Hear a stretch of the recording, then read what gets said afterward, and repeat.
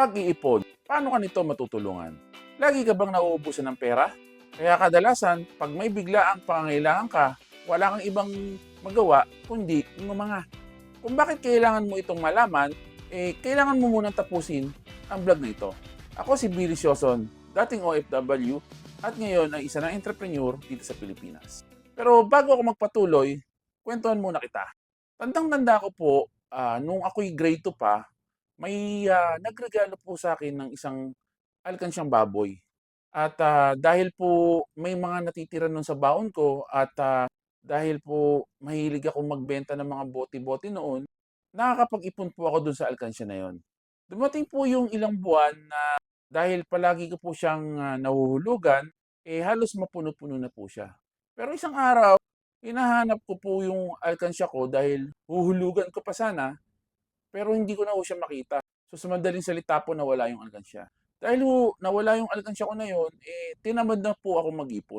Nasundan po ang aking pag-iipon nung ako na may naging grade 4 na.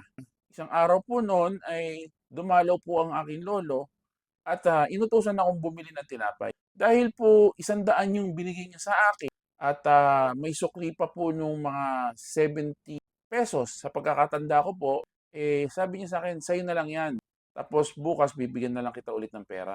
Pinilit ko po ulit maging 100 yung 70 pesos na sukli na bigay ng lolo ko at doon na po muli ako nakapagsimula na mag-ipon. Yung pong 70 na yon, umabot ng 100, umabot ng 200, umabot po ng 1,000. Dahil po nagkaroon ako ng pera noon, minsan po may lumapit sa mother ko para magsanla ng gamit. Dahil ayaw pong entertainin ng mother ko, sabi po niya sa akin, gusto mo ikaw ang kumuha ng sanla para may extra kang pera. So sabi ko, sige po. Dahil po tumubo, so nagkaroon pa ako ng extra pera. So hanggang nagtuloy-tuloy po yun, yung pag-iipon ko ng pera, umabot po ng 20,000. Hanggang nakagraduate po ako ng college, nakapag-ipon po ako ng pera. Hindi ko na sasabihin kung magkano. So doon po talaga na-develop yung habit ko sa pag-iipon. Kaya naman po hanggang sa nakapag-abroad ako, lagi ho ako nag-iipon. Katunayan po kahit nung nagsimula kaming mag-business, kami pong mag-asawa ay bumili ng malaking baboy, inilagay po namin sa ibabaw ng rep. Kasi po, minsan may mga biglaang pangangailangan, doon po namin kinukuha. Kaya po dalawa yung baboy kasi yung isa po panghulog ng insurance, yung isa po ay parang emergency fund namin. So hanggang ngayon po, lalo na sa panahon ngayon ay nagagamit po namin yon.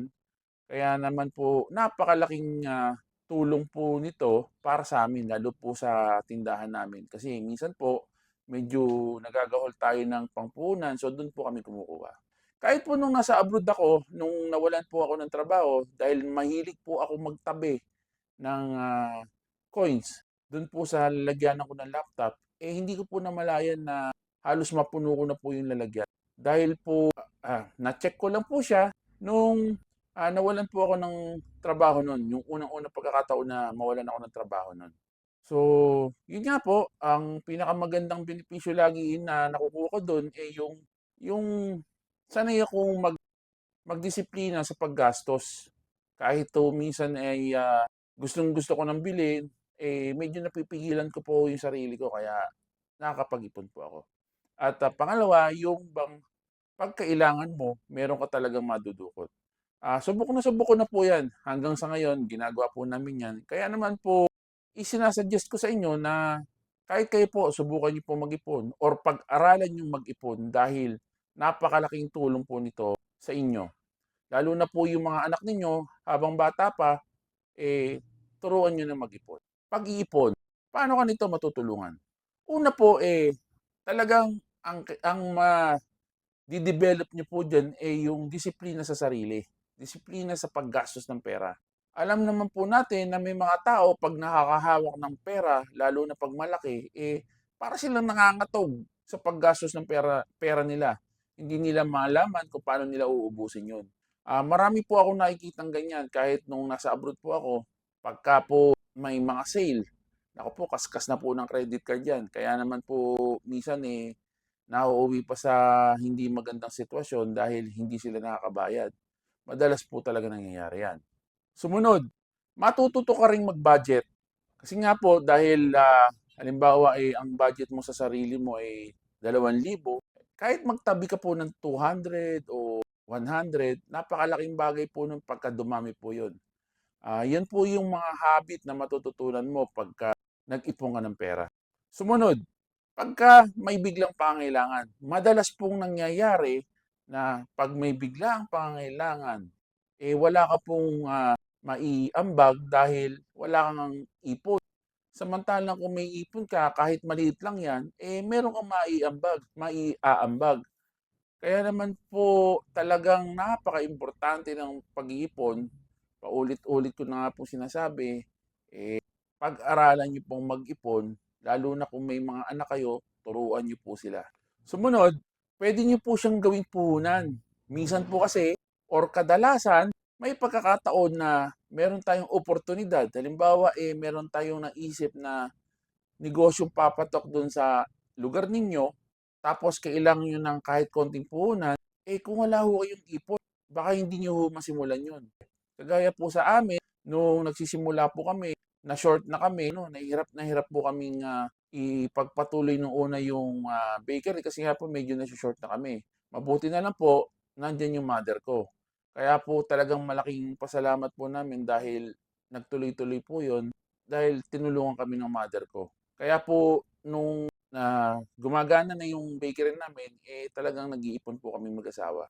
Sumunod po, mas masaya po ang pakiramdam pagka meron kang pera. Lagi po namin na nararanasan na kapag binibilan na po namin yung ipon, pagka sumobra doon sa expectation namin, napakasayo po namin. Kung hindi man, masaya pa rin kami dahil nakaipon kami. Pero madalas po sumosobra, kaya doon na rin ho kami minsan kumukuha ng pambili ng ekstrang pagkain, yung mga bira naming matikman, para naman po, yun na yung treat namin sa sarili namin. Siguro naman po, that time, meron kang ipon, may sobra doon sa kailangan, doon na po namin tinitreat yung sarili namin. Pero hindi naman po madalas yun. Kaya naniniwala ako na kailangan matutunan natin ang pag-iipon, lalo na sa mga bata, dahil yung disiplina sa paghawak ng pera ay hindi basta-basta natututunan ng mga tao. Bakit natin ito kailangan gawin? Kasi karamihan ng tao ay sanay lang gumastos pero hindi sanay mag-ipon. Kaya sa oras ng pangangailangan, wala silang ibang magawa kundi lumapit sa Bombay. Tapos pagka okay na sila, wala na silang problema, hindi naman babayaran yung Bombay, pagtataguan pa. Ang kalaban kasi natin dito ay yung kawalan ng disiplina sa paghawak ng pera. Kadalasan kasi, ang gusto natin kapag napagod tayo ay i-treat ang sarili natin. O di naman kaya, mamili ng mga bagong gamit, lalong-lalo na kapag may sale. Hanggat maaga pa, mag-ipon-ipon ka na. Dahil hindi lang pera ang maiipon mo, kundi yung disiplina sa sarili kung paano mag-budget at kung paano ang tamang paghawak ng pera. At siya nga po pala, gusto ko pong magpasalamat doon sa mga sumusuporta po sa ating pagko-content, lalong-lalo na po doon sa asawa ko, sa anak ko, sa mother ko, at doon po sa mga nakakakilala sa akin at nakakapanood. Maraming pong salamat muli sa inyo dahil wala naman po talaga sa plano ko nung unang mag-content, pero dahil nandito na po tayo ay itutuloy-tuloy na po natin ito. At siya nga po pala, dun sa mga gustong sumuporta, pwede na po kayong mag-send ng star para naman po magtuloy-tuloy po ang pagko-content natin. At para naman po dumami ang mga tunay na negosyante na gustong tulungan ng Pilipinas. At lagi po nating tatandaan sa Colossus 3:23, ang sabi po doon ay kung ikaw ay magtatrabaho, isipin mong ikaw ay naglilingkod sa Diyos at hindi sa tao. At lagi niyo pong tatandaan na kasama ninyo ako sa pagbabago ng mundo. Maraming salamat po.